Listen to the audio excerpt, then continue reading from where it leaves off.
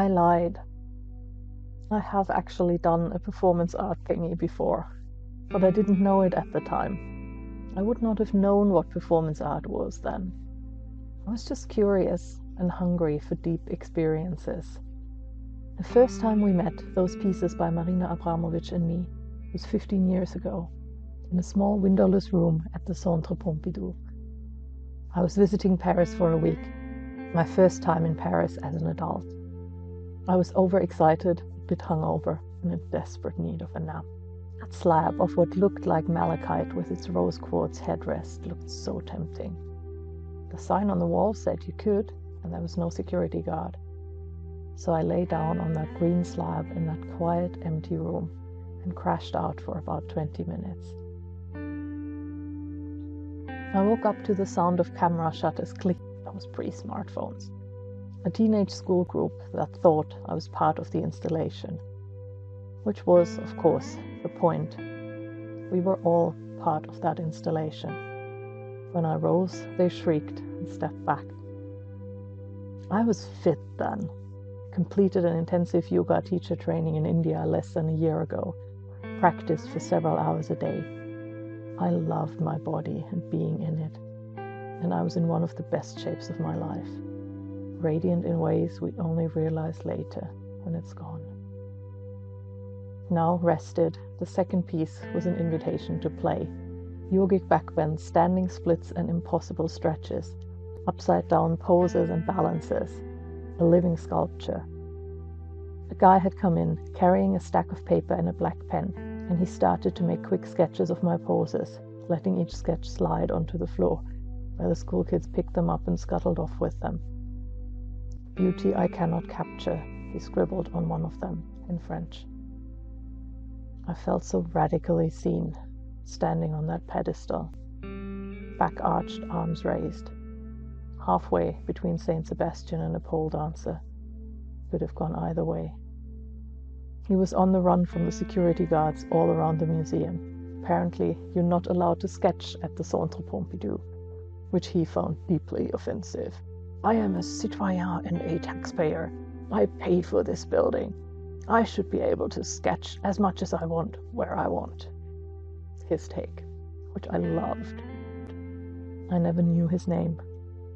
With the security guard approaching, we all dispersed. The performance was over. Or was it? The second time I caught up with the pieces was in autumn 2023, in the Royal Academy in London, at the tail end of the big Marina Abramovic exhibition. No intimate room this time. They were in one of the huge galleries with lots of other things and lots of people. You could still interact. The green slab wasn't malachite like I thought in Paris. It was corrugated copper. The green, rubbed by countless bodies and hands, was starting to come off in places.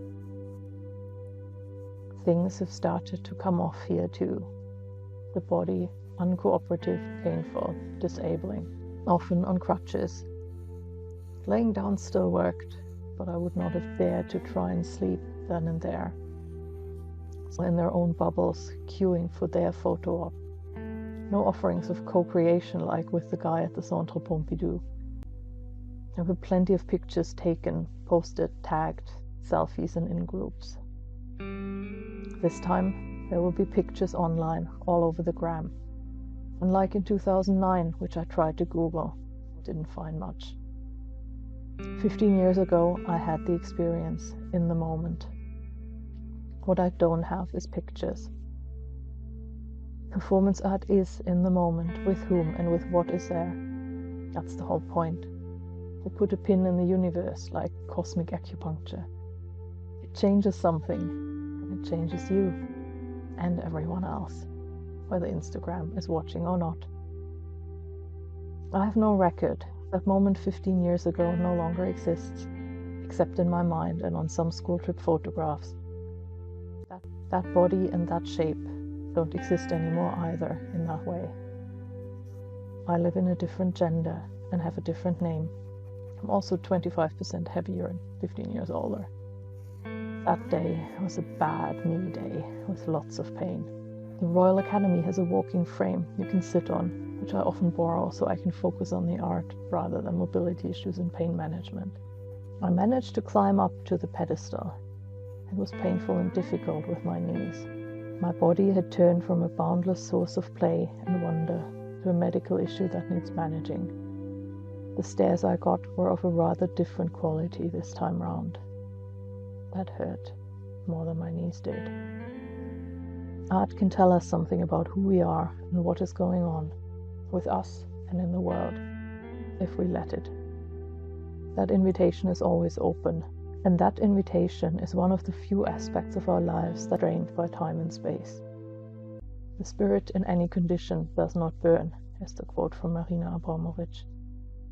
And somewhere out there, someone in their late 20s will finally clear out their old bedroom in their parents' house, flicking through paper photographs of a school trip to Paris from 2009. They might keep the selfie in front of the Eiffel Tower for laughs. And my perfectly playful yoga body and the nameless artist drawing it will go in the bin. And life will keep on moving. It always does.